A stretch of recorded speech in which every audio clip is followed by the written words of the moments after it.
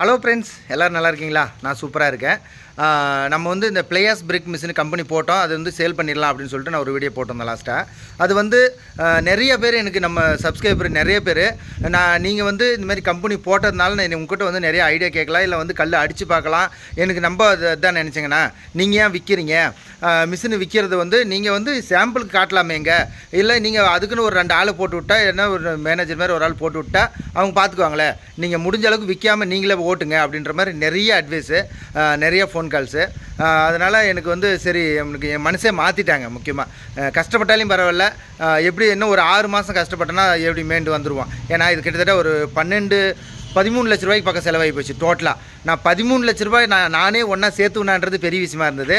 ஆனால் 13 லட்ச ரூபா செலவு பண்ணி இவ்வளோ தூரம் போட்டுட்டீங்க, அதுக்கப்புறம் ஏன் விற்கிறீங்க அப்படின்னு சொல்லிட்டு நிறைய நான் ஏன் சொந்தங்க எப்படி சொல்லுங்கள், என் யூடியூப் பார்த்துட்டு நான் நல்லா இருக்கணும்னு நினைக்கிறவங்க எல்லாருமே என் சொந்தம் தான்.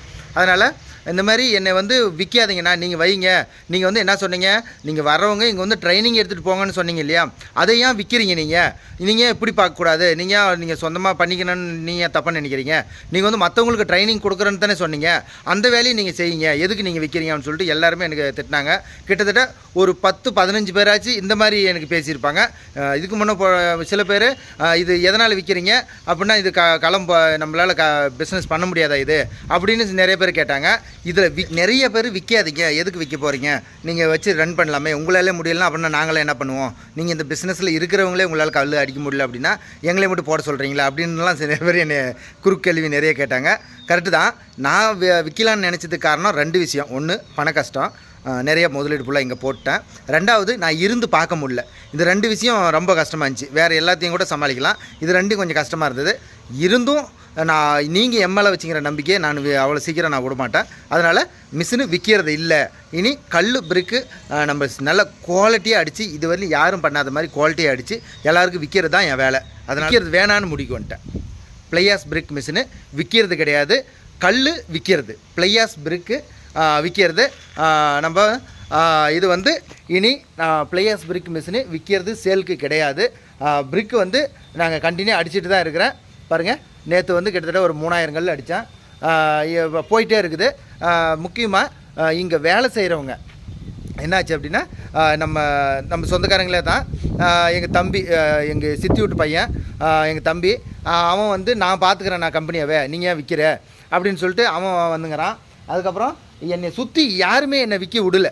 நீ இந்த அளவுக்கு மிஷினரி நம்ம எல்லாமே சரி பண்ணியாச்சு, இதுக்கப்புறம் நம்ம புதுசாக ஒன்று கம்பெனி ரெடி பண்ணுறதுக்கு உனக்கு 3 மாதம் ஆச்சு, இதை நீ ஈஸியாக விற்றுட்டு போயிடுவேன், உனக்கு லாஸ் தான் ஆகும், அதனால் நீ விற்க வேணாம் அப்படின்னு சொல்லிட்டு எல்லாருமே சொல்லிட்டாங்க. அதனால் மிஷின் சேலுக்கு கிடையாது. பிரிக் வேணும்னு நினைக்கிறவங்க கால் பண்ணுங்கள். தமிழ்நாடு ஃபுல்லாக எங்கே வேணாலும் நான் கல் கொடுக்குறேன். கல் பாருங்கள், இங்கே கிட்டத்தட்ட ஒரு 13,000 கல் இருக்குது இந்த இடத்துல. அதுக்கப்புறம் இங்கே கல் ஒரு 4,000 கல் இங்கே அடிக்க வச்சுருக்கேன். இங்கே வந்து 3,000 கல் அடிச்சிருக்கேன். கிட்டத்தட்ட ஒரு 15-16,000 கல் கிட்ட அடிச்சிருக்குங்க. இது மாதிரி உங்களுக்கு மிஷினு, இந்த மாதிரி பிரிக் மிஷின் போடணுன்னாலையும் சரி, தமிழ்நாடு ஃபுல்லாக எங்கே வேணாலும் சொல்லுங்கள், நான் பிரிக் மிஷினும் போட்டு கொடுக்குறேன். இதே நான் அனுபவத்தோடு நான் பண்ணி கொடுக்குறேன். பிளேயர்ஸ் பிரிக் மிஷினு இல்லை, பிளேயர்ஸ் பிரிக்கு கம்பெனி போட முடியாதவங்க, இப்போ வந்து கிட்டத்தட்ட நம்ம ஒரு கம்பெனி போடணுன்னா 13 லட்ச ரூபா ஆகும், 15 லட்ச ரூபாய்க்கு உள்ளே ஆகும். கம்மி குறைஞ்சதுனாவே ஒரு 15 லட்ச ரூபா ஆகி போயிடுது. நல்ல நம்ம ஃபுல்லி ஆட்டோமேட்டிக் போடுறது தான் சொல்கிறேன் நான். இதை நீங்கள் மேனுவலாக நான் ஒரு 6 லட்ச ரூபாயிலேருந்து போடலான்னு சொல்லியிருக்கேன். அது வந்து கூலி கட்டுப்படி ஆகிறதில்ல. அதெல்லாம் பார்த்துட்டு தான் நான் வந்து இந்த மிஷினை போட்டிருக்கேன். இப்போ வந்து உங்களுக்கு கல் அங்கே சேல்ஸ் இருக்குது, இந்த மாதிரி ஆலா பிளாக் கம்பெனி போட்டவங்க, இந்த மாதிரி ஹார்ட்வேர் ஷாப்பில், சிமெண்ட் கடையில், இந்த மாதிரிலாம் நீங்கள் சாம்பிள் வச்சு கல் கிராக்கி பிடிச்சி விற்க முடியும். அப்படி இருக்கிறவங்க நீங்கள் சொல்லுங்கள், நான் சாம்பிள் கல் அனுப்பி வைக்கிறேன். கல்லை காட்டி சும்மா ஒரு 1000 கல் கூட நான் கடைக்கு இறக்கி விட்றேன். அதை பார்த்துட்டு உங்களுக்கு கிராக்கி வந்துச்சுன்னா எனக்கு டைரெக்டாக சொல்லிடுங்க, நானே கொண்டு போய் கஸ்டமருக்கு இறக்கிடுறேன். நீங்கள் சென்னை சைடாக எங்கே இருந்தாலும் பரவாயில்ல, அந்த வாடகை என்ன வருதோ நீங்களே லாரி அனுப்பினாலும் சரி, இங்கே நான் ஏற்றி விட்டுறேன். எங்களுக்கு வந்து இங்கே 6 ரூபா 50 பைசாவுக்கு நான் லோடு பண்ணி கொடுக்குறேன். ஒன்று, உங்களுக்கு அங்கே ஸ்பாட்டுக்கு வர்றதா இருந்தால் ஊரை பொறுத்து ரேட்டு பேசிக்கலாம். இங்கே வந்து எனக்கு தருமபுரியில் 6 ரூபா 50 பைசா இந்த பிரிக்கு. நீங்கள் கல் வேணும்னு நினைக்கிறவங்க நீங்கள் வாங்கி விற்றாலும் சரி, இல்லை சொந்தமாக யாருக்குன்னா கம்பெனி வீடு கட்டுறதுக்கு நீங்கள் கல் தேவைப்பட்டாலும் சரி, கல் வந்து சூப்பராக இருக்குது. கல் குவாலிட்டி நான் செக் பண்ணி காட்டுறேன். கல் வந்து கிட்டத்தட்ட ஒரு 10 தடவை நீ மேலே தூக்கி போட்டாலையும் கல் உடையிறதில்ல, அந்தளவுக்கு நான் குவாலிட்டி அடிச்சிருக்கேன். ஒரு மூட்டை சிமெண்ட்டில் 220 கல் அடிக்கிறேன். இது வந்து ரொம்ப அதிகம் தான் சிமெண்ட்டு. 300 கல்லுக்கு மேலே அடிக்கிறாங்க எல்லோரும். நான் வந்து கல் முதல்ல நான் குவாலிட்டி தான் நான் சொல்லுவேன். ஏன்னா எனது கரெக்டாக இருந்தால் தான் நான் மற்றவங்களுக்கு நான் சொல்லிக் கொடுக்க முடியும். அதனால் நான் வந்து கல் 10 நாள் கல்லவே கிட்டத்தட்ட இதெல்லாம் ஒரு 20 நாள் கியூரிங் ஆகிடுச்சு அப்படின்னா நீங்கள் கரண்டியில் உடைக்கிறது என்னது இந்த சாதாரண கரண்டியில் உடைக்கிறது கஷ்டம்தான். அது வந்து நல்ல ஹெவியான கரண்டியில் அடித்தா தான் கல்லை உடச்சி கட்ட முடியும். அதனால் கல் குவாலிட்டியாக இருக்கணும். நம்மளுக்கு பில்டிங் கட்ட போகிறது நீங்கள் இதில் வந்து பில்லரே போடாமல் கூட 3 ஃப்ளோர் வந்து 3 ஃப்ளோர் வரையும் கட்ட முடியும். அதுக்கப்புறம் முக்கியமாக இதை பேஸுக்குள்ளெல்லாம் வைக்கலாம். அப்படியே எப்படி கீழே கருங்கல் கட்டடம் கட்டுறாங்க இல்லையா, அதுக்கு வந்து சில பேர் செங்கல்லில் கட்டுவாங்க. அதுக்கு நீங்கள் இந்த பேஸுக்கெல்லாம் இந்த கல் போட்டுக்கலாம். முக்கால்வாசி இதில் வந்து தேம் பிடிக்காது. இது வந்து நிலக்கரி சாம்பல்ன்றதுனால உங்களுக்கு சுத்தமாக உங்களுக்கு கூலிங்காக இருக்கும், ஈட்டு சுத்தமாக வராது. இந்த மாதிரி உங்களுக்கு பில்டிங் கட்டுறவங்களும் சொல்லுங்கள், நான் கல் இறக்கி கொடுக்குறோம். தமிழ்நாடு ஃபுல்லாக எங்கேயா இருந்தாலும் பரவாயில்ல. உங்களுக்கு செங்கல்லை விட நான் ₹1 உங்கள் ஊரில் என்ன ரேட்டு செங்கல் விற்கிதோ அதை விட ₹1 நான் கம்மியாக இந்த கல் இறக்கி கொடுக்குறேன். உங்களுக்கு செங்கல்லை விட இது வந்து 10 மடங்கு கல் குவாலிட்டியாக இருக்கும். நீங்கள் செங்கல்ல ஒரு 3-4 அடி ஹைட்லேருந்து இப்படி தூக்கி போட்டிங்கன்னா கல் தூளை உடஞ்சி போயிடும். அதுவே இது வந்து நீங்கள் 10 தடவை நீங்கள் தலைக்கு மேலே தூக்கி விசிறி அடிங்க, ரோட்டில் கல் உடையாது.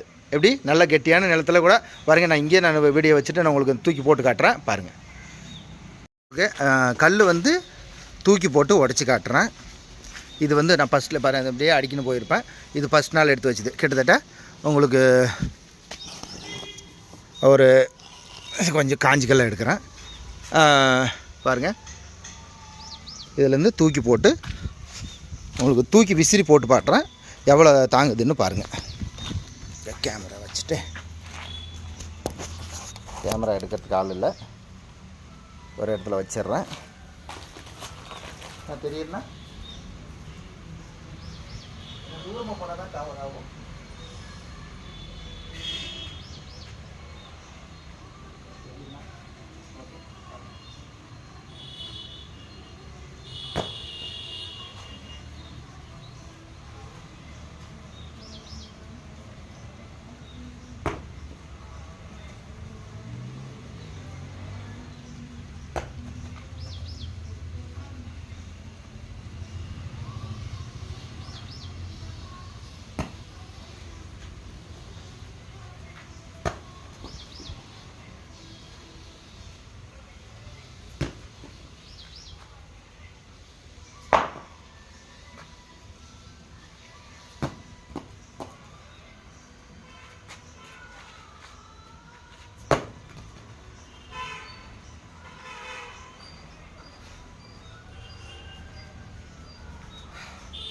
இதுதான் நம்ம கல் குவாலிட்டி.